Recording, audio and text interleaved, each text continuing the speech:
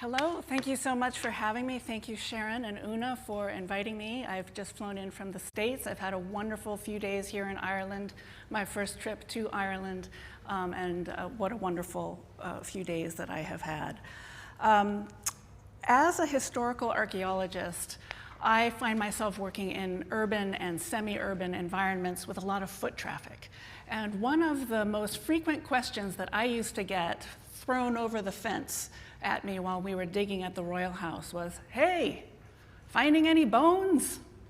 To which the answer was frequently yes. In fact, we found over 4,000 animal remains from this site. But another favorite question was always, "Hey, finding any gold?" To which the answer was, of course, never yet. But I did love to get the question, and I got it many times, because what it allowed me to do is throw something back at them over the fence. Nope, something better. And you could see, you could see in their faces, what could be better than gold? What? And it gave them an opportunity to come a little closer where I could talk to them and inform them that archaeologists don't dig for goodies, we dig for information. And information is priceless. So a Boston University team of archaeologists, a Boston University team of archaeologists began exploring the grounds of the Isaac Royall House in the summer of 1999, and archaeological efforts included background research, of course, but also remote sensing techniques. We used ground-penetrating radar, resistivity surveys, and of course subsurface excavations. And by our second and third seasons in the field, we were focusing mainly on the side and backyards of the slave quarters there, because that seemed to be, as you can see, where everything was going on. And what we were after in those early days was just a broad survey, kind of a, what have we got here? Let's look for daily routines, diet and cuisine, work and leisure, personal hygiene and adornment, for example, at one of New England's largest slaveholding estates. We were able to reconstruct a list of at least 65 men, women, and children by name who were enslaved on this estate. There were assuredly many more, but the documentary record is a little spotty. On the sides here, I've included these pictures which were taken inside of the Great House. A local artist was commissioned to create this life-size wooden silhouette cutout inspired by and meant to represent real-life siblings, Joseph and Prine, who were children that were enslaved on this estate. And they're very effective for tours of the house because that prop can be moved around to different parts of the house, and it reminds the tourists who are going through and looking at the elegance and the luxury and the refinement that all of this came at a price. It all came at the price of enslaving fellow human beings, many of whom at this site were also children. But much larger questions were also at play. Eventually, we wanted to get beyond just daily routines and talk about some larger questions. Now, I don't know how American slavery is perceived or taught, if at all, over here, but in the States, Americans overwhelmingly associate slavery with the southern states. They think of racism as largely a southern problem, and that the North was really more about this. I love this evocative image. It was created for the Boston Globe by an artist, showing a typical New England scene of a horse-drawn sleigh, probably heading off to grandma's house for pancakes and maple syrup or whatever. But underneath, it's even in the North, you've got this northern colonial society thriving on the backs of the enslaved. So this is how it's represented. This is how northern colonial period is represented in popular media, and I think that America's refusal to reckon with its own past is well known in the world today.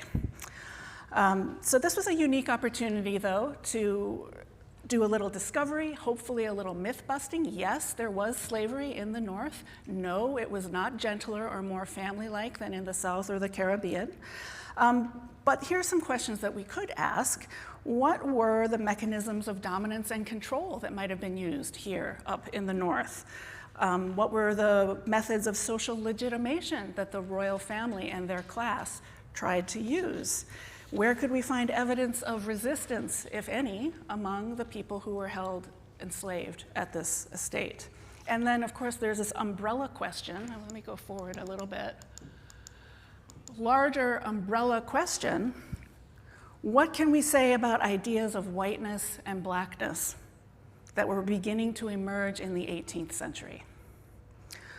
These are racial categories that are so taken for granted today that we often forget that they don't have deep roots. They're social constructs. They're tied to capitalism and industrialization. Those ideas actually are only a few hundred years old, but it is thought that these ideas of white and black racial categories had begun to emerge, crystallize, and calcify by the 18th century. So this was a unique opportunity to test the proposition. Can we see it in the ground?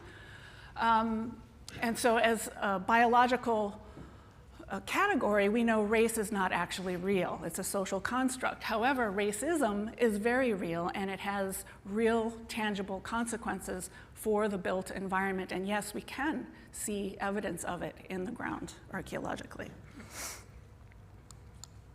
Okay, so let's talk about landscapes of power. We've touched on this with some of the other speakers today, so I feel like I'm in good company here. I like to think of landscape as a kind of map of social relations in the past. The systems and the people that made them are long gone, but the landscape remains, and we can still read a lot of information from them.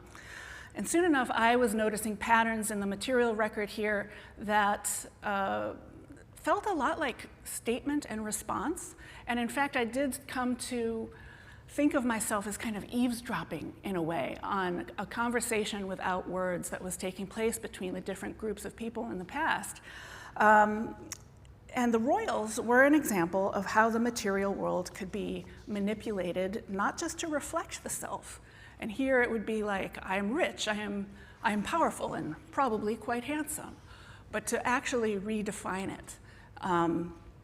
In America's absence of a landed aristocracy, it was people like Isaac Royall and others of his class who were redrawing the lines of who was in and who was out in colonial period society. And the American ideal of the self-made man, which has now, I would say, metastasized into a worldwide threat. Yeah, anyway. It started right here with stories like this one. Okay, so let's talk about this. Isaac Royall was the son of a carpenter. That's not the story he's telling with his house and grounds, now is it? I see some patterns here of maybe a landed aristocrat, the Puritan ideal of a benevolent patriarch. Certainly those patterns are evident. He had become a wealthy merchant. He was commemorated on his tombstone as a kind master and a true friend to all who knew him. His son, shown here, left money and land in his will to Harvard University, instructing them to use it to make to found a little law school you might have heard of, Harvard Law School. And these material statements of well, historical research and archaeological excavation have shown, among other things, how it was possible for an ambitious carpenter's son and grandson to use material statements of legitimacy to achieve access to the highest levels of society. Of course, we have the commanding house and grounds. We have here the daughters, Polly and Elizabeth Royall, the only two children to survive. Polly has a hummingbird fluttering at her fingertips, which may have been apocryphal. It could just be a symbolic nod to the family's connections to the Caribbean. They were slave traders and sugar planters in the Caribbean. However, they did have a bird cage in their probate inventory, so it's possible that they might have had an exotic pet like this. The other one that's interesting is that little Elizabeth here has a King Charles Spaniel in her lap, which was the preferred dog of the English royal family at that time, and in fact was restricted by law to aristocracy in England. So the fact that the royals had one of these dogs tells you a lot about what they were trying to achieve here.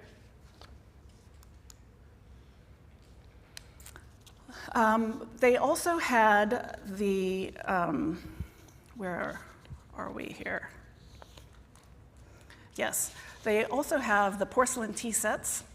We've got Young Qing dynasty teacups that were recovered 1727 to 1733. This is a very early adoption of the English tea ceremony in the colonies. Yes, we had the Boston Tea Party in 1773, but nobody knew what tea was in 1727, not in the colonies. We also had coffee and chocolate cups. Chocolate was a very exotic beverage, and we have in their account books one entry where he bought a quarter pound of cocoa for the same amount that he bought a mahogany desk the same year in the 1730s, and an abundance of what was known as burnt china. It's a very extravagant overglazed enamelware that establishes the royals as tastemakers and trendsetters for colonial society. They also set a lavish table, an early adoption of table forks, when most colonists were still using spoons and knives only. Air-twisted stemware for a variety of exotic and imported beverages, and in the 1760s, they were using Wedgwood's creamware, which is also used by the Queen of England herself. And these material statements of legitimacy go beyond just the artifacts. They can be applied to the landscape and architecture as well. The house was an early model of Georgian architecture. It's protected under the National Historic Preservation Act. It sits at the heart of a meticulously planned and built landscape that was obviously ordered by Isaac Royall. And on the left, you have ground penetrating radar imagery. On the right, you have a little bit of how we tried to, in a very basic way, reconstruct how the grounds might have looked. You see here symmetrical pleasure gardens out front, an enclosed walled garden in back, a summer gazebo there with a statue, a life-size statue of the winged Mercury on its roof. But as an archaeologist, I'm less interested in what it looked like than what it actually meant. What was Isaac Royall trying to say with this landscape, and to whom? Alternatively, what other meanings could that have acquired for the people who experienced the landscape differently? So, for example, the people who built it, or the people who were indebted to it. There were tenants, the royals did some money lending, and of course, last but not least, the people who were enslaved and imprisoned by it. How did the landscape acquire meaning for people who experienced it in those ways? So, what was he trying to say with this? Who was he talking to? First thing to notice, I'll point out a few things. Here you've got pedimented windows and doors, faux columns. There's coined corners here, which you can't see from this angle. On this elevation of the house, we saw this in the last talk. Faux stonework done in wood on this elevation of the house. And the way that he's got it done is that the blocks up top are smaller than at the bottom, so that as you are entering the house and you look up, you have this optical illusion of greater height for the house. Now, of course, all of these architectural elements recall the ancient villas, or the villas of ancient Rome, which kind of lends cultural legitimacy and longevity to the royals' own elite status, which wasn't real. And that's what I like to call a little something called guilt by association. Now notice the sturdy two-story slave quarters made of brick and clapboards made to complement but not compete with the Great House. And the first thing to notice here is that it's a very incorporative landscape. It's very nearby, it's in the center, in the heart of the estate. And so this is kind of, we're talking today about the archaeology of partitions. I would say that this landscape seems to be trying to erase the appearance of partitions. It's no accident that Isaac Royall Sr. Referred to his enslaved people as my people. He never called them slaves. He never called them servants. He only called them my people. And so I think that this landscape can be interpreted in part as a metaphor for the Royals' own views on master-slave relations on this estate. However, I think as modern observers, we can also appreciate the proximity that's here, and that reflects some of the tight control that people enslaved in the northern colonies were often subjected to. In the South and the Caribbean, you might have had a slave village a quarter-mile distant that was kind of left off to its own devices. But in the North, which was much smaller holdings, more industrialized, that kind of thing, enslaved people were often under the same roof with their enslavers, or were in very close proximity, and therefore perhaps there's a sense of being under constant surveillance that we shouldn't overlook. So as you can see, the messages that are contained in the landscape can be both manifold and quite insidious, because there's mixed messaging going here. You have, on the one hand, this, an apparent message that we're family, we're one unit. On the other, there's a subtext of, well, but we own you. And on a third hand altogether is, but isn't this nice, and shouldn't you be grateful? So much better than in the South. So here's where it gets interesting. Architectural statements of legitimacy and intimacy aside, the archaeology has revealed both an aesthetic and a functional division in the use of space, or a partition, if you will, around the estate. We've got work, construction, and waste disposal activities relegated to the side and backyards of the slave quarters. We've got broken pots, utensils, personal possessions, rubble from decades-old construction activities. We've got meal leftovers of meat, fowl, fish, shellfish, all left strewn across the ground. This is long before the advent of municipal garbage collection. And 79% of our huge assemblage of 65,000 artifacts came from these two areas. They would have been dirty, smelly, chaotic. But now let's check our sight lines. Is there anything that you notice we can't see from this angle? It's the Great House, right? And if we can't see it, they can't see us. So we'll come back to that. So the architecture is saying one thing. This is my kingdom, I'm the king, these are my people, I take care of them, we're a family. And that became sort of the public narrative and the public face of Northern slavery right up through the 20th century. But the archaeology tells a different story, that this was really not a family-like group. They were not working together in harmony. Yes, they might have been sharing a space to an extent, but I call it shared but contested space.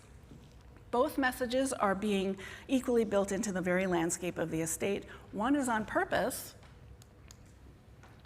and the other is inadvertent. They kind of tell on themselves a little bit, so that whatever Isaac Royall was trying to project about himself, I think here really lies the true notions of what the Royals thought the proper differences were between work and leisure, clean, unclean, master, slave, and of course, eventually, obviously, white and black.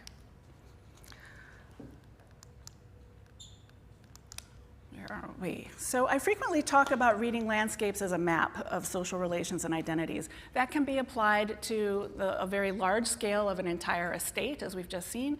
It can also be brought very small into the scale of a single room, because the use of space is so important in the interpretation of meaning. So why don't we consider for a moment Isaac Royall's probate inventory in relation to the table and teaware assemblages that we recovered archaeologically, because probate inventories contain spatial information that an archaeologist can't get access to straight from the ground. The probate inventories are a wonderful complementary line of evidence to archaeological finds. So in the archaeological assemblage, porcelain vessels outnumber those of any other material. Now that's great. Porcelain was very expensive, but we don't do 3 years of archaeology to come away from a site like this and say, guess what, guys? The Royals were really rich. We don't need archaeology to tell us that. What we want, what's much more interesting, is to try to get to the bottom of what is the meaning behind these fine goods. So we can start by asking a few questions. For example, how many different vessel types are there? A typical colonist at that time might have had what? A mug, a plate, maybe a wooden bowl or something like that. For the Royals, we're looking at tea sets, coffee and chocolate cups, custard cups, punch bowls, plates, platters, bowls, soup tureens, mugs, salt cellar, etc. You get the idea. The variety of vessel forms shows a familiarity with the foreign and the novel. And 31% of the entire inventory of plate was for the consumption of exotic beverages, like tea from China, coffee from Africa, chocolate from the Americas, punch from India, port from Europe. And then when we mend these bottle glass, okay, you have to mend the vessels as much as you can, because otherwise green bottle glass is green bottle glass unless you can talk about what kind of bottle it belonged to, and then you can talk about function and date and eventually meaning. So we have gin and beer and wine. This one was one of my favorite finds because when we put this one together, we recognized it as a French wine bottle from the 1750s, and that was very illegal at that time because England was at war in the French and Indian War of the 1750s. And this is also funny to me because the Royals, their original surname was Rial, R-I-A-L. And then Isaac decided to change it to Royal. Isn't that interesting? And then they didn't have a family crest, so they just made one. And here it is. And they put it all over their port bottles. It's a shield with 3 sheaves of wheat and a rearing lion on top. It says, "The Honorable Isaac Royall, Esquire, Pectore Puro, pure of heart." This became the crest, the official crest of Harvard Law School for a couple of 100 years. And it was only in the last 10 years or so that they were forced to redesign the crest when it became more publicly known, under public pressure, as people became more and more aware that, yes, Harvard Law School, among many other institutions in the United States, was founded with slave money. Where are we? Okay, go back. Stay there for a minute. What was the significance of exotic beverages? Well, for one, it indicates worldliness, of course, wealth. Also, you had to have the knowledge to prepare it. You had to have the leisure to indulge in it. And why they were purchased almost exclusively in sets of 6, 8, or 12, suggesting that they were entertaining with these things. So this establishes the Royals at the vanguard of colonial period consumption and their home as a center of hospitality from the very early years of their residence in Medford. However, it's not just what one did, but where one did it that signified. And that's where the probate inventory gets interesting, because from the probate inventory, we learned that all of these fine, the silver and the porcelain and all of that, they were kept in 3 places: the dining room, the best room, and the front room. Those are the public-facing parts of the house. Once we started doing a comparative study of other households in the neighborhood of sort of equal status, we learned that that wasn't at this time. I mean, I think we take it for granted today, but at that time, early 18th century, it wasn't always the case. And so Andrew Hall was an example that was really a stark contrast here, where he was also a merchant, had more money than Isaac Royall, but all of his porcelain and silver was in the kitchen, away from public view. And so taken together, we can surmise that the Royals were very self-conscious consumers of the fine goods that they accumulated. They bought them to show them off. It was an important part of distancing themselves from their low-born roots and for kind of breaking into the social status and level that they were trying to become a part of. Okay.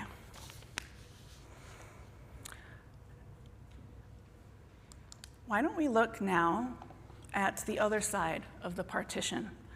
Okay, as it turns out, because, back one more.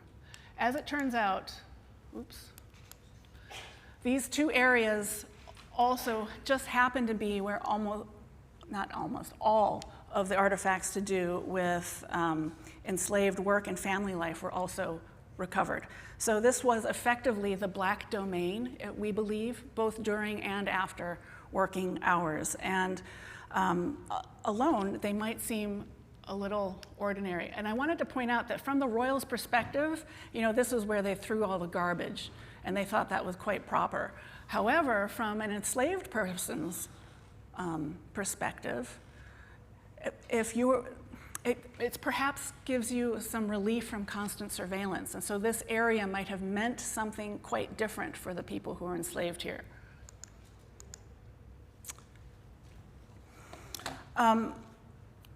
So alone, they might seem rather ordinary. We've got potsherds that are worked into geometric shapes and clay marbles. The red ones are hand rolled and fired from local red clay. The white ones are commercially available. But from them, we might imagine old men and little boys playing checkers or something like it from pieces made by hand of colorful bits of ceramic, or a little boy striking up a game of marbles with an older brother or a playmate. Marbles in the 18th century was a boys' game, and while maybe enslaved girls and lower class girls might have engaged in marbles once in a while, Polly and Elizabeth Royall were not playing marbles. And in 1739, there were in fact 15 children on this site, 8 boys and 7 girls, all of whom were black. So the friendships and ties that were made during childhood would have helped them to make the transition together from a relatively carefree childhood under slavery to the real sorrows of being an adolescent or an adult slave. And the marbles, I find, are evocative of such bonds and are therefore a perfect example of what I call something that's better than gold. Where we have, sewing equipment. We found sewing equipment to make, mend, and add personal touches to clothing, and a stone bead, which is potentially a spun glass bead. I took it to the geology department at Boston University, and I said, this is obviously a non-European aesthetic being cultivated here, but can you help me figure out what the material is? It looks like, what kind of stone is this, or is it glass? And they said, sure, we can tell you. Can we cut it in half? And I said, oh, never mind. Never mind. It will have to be a mystery. We don't really know for sure what it's made of, but we know it's a non-European aesthetic. And you could wear beads to express your individuality, to indicate your status or skills in the community, to remember who your parents or your grandparents were, and remember that slavery worked to obliterate all of those things. We recovered numerous clay tobacco pipes from the site, 2 of which stand out. One, again, is this the red one made hand-built from local red clay. The white ones are commercially available, but this one in particular is super exciting because it's been altered by the incision or the scratching of the letter M in several places on the bowl. And it may have been an initial meant to mark ownership and to indicate, or at least to intimate, some level of literacy, which might have been a point of pride, perhaps. And lucky for us, there's only, when we did the research, only one person in 300 years of habitation at this site had a name that started with the letter M, and it was an enslaved woman named Myra in the 1754 Massachusetts slave census. And we know from archaeology that's taken place on enslaved sites across the country now that smoking was an important part of life in the quarter, and it was enjoyed by both men and women. So I hope that some of these artifacts that we've just been looking at, you're starting to see a pattern here of a recurring reassertion of basic humanity, but also very particular, specific humanity. Not just I'm a human being, but I'm specifically me. You know, I'm Myra, this is my pipe, and whoever had the bead, I feel like that's a very personal choice in self-presentation. So these things are no small act of resistance, and I think it opens a window onto early emerging African-American identities, although we shouldn't overstate it. Of course, the opportunities for self-determination and self-expression and these little everyday acts of personal resistance still had to take place within the external confines of slavery itself. And so we have to kind of thread that needle a bit and not replace a world where enslaved people were victims of total erasure and oppression with a world where they were hardly enslaved at all. You know, we can hold that nuanced truth up here. I know we can. Okay, so we've seen some of how the royals perceived master-slave relations on this estate. What do the artifacts tell us about how their people perceived those same relations? Let's talk about two artifacts here. The first was long something of a mystery at this site. It is a stone flake that has been crudely shaped into the semblance of an arrowhead. It's got side notches, as you can see, and a groove that has been scratched between the two, facilitating attachment perhaps to a thong or a string to hang about the body. But this only looks like an arrowhead. It's not a real arrowhead, and so therefore it is more likely to be something like perhaps an amulet. And 2 years later, I was doing research on the naming practices of the estate. Several of the people enslaved here had Akan day names, and it was in an ethnography about the Akan-speaking peoples of the Gold Coast, which is modern-day Ghana, that I found reference to a belief system that prehistoric prehistoric stone projectile points were not recognized to have been made by man at all, but were thought to be made by God and to have protective powers. And more importantly, it's a belief system that was demonstrably carried over to parts of the Americas. It turns up in ethnographies from the early 20th century. And even further, they didn't have to be a real arrowhead. If you couldn't find a real arrowhead, you could make something that looked like one and still invoke the ancestors or the spirits over it for its protective powers. However, if you could find a naturally occurring, unusual object that was always thought of as something really special or lucky, and this one may illustrate the point. This is a stone pestle that's been pecked and abraded into a cylinder roughly the size of a large cucumber.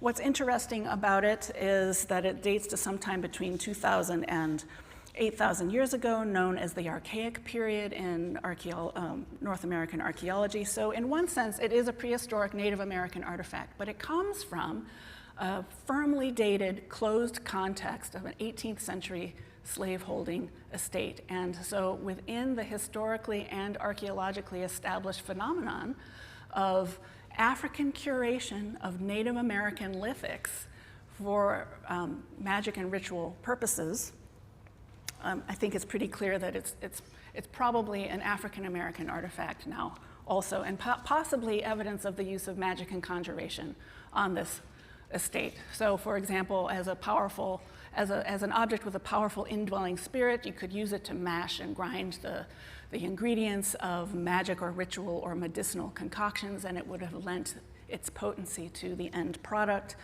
The royals spared no expense on medical treatments of their enslaved people, but generally speaking, you know, when the pinnacle of Western science and medicine is telling you to, bleed, purge, puke, and feed heavy metals like mercury, arsenic, and antimony to your patients, that really kind of doctors them almost to death. You can see how that's not going to be terribly helpful, and why they might have been, why they might have sought their own remedies.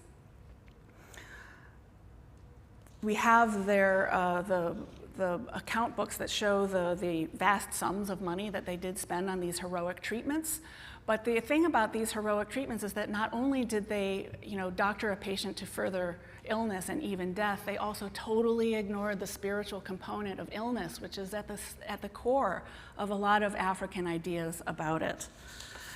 So, if we accept, now we come back around to this idea of kind master and somehow a gentler system of slavery. If we accept that enslaved people lacked natural means of obtaining justice and often turned to supernatural forces to aid in the affairs of daily life, loss, punishment, medical crisis, etc., maybe it's surprising to find evidence of magic and conjuration at the site of a so-called kind master, or a system of slavery that's supposed to be somehow better than in other places in the colonies. And on the other hand, some spiritual and physical dangers were perceived to come from fellow bondsmen. And so perhaps we should at least consider these artifacts within that light as well. For example, we do know that there was a slave hierarchy on this estate.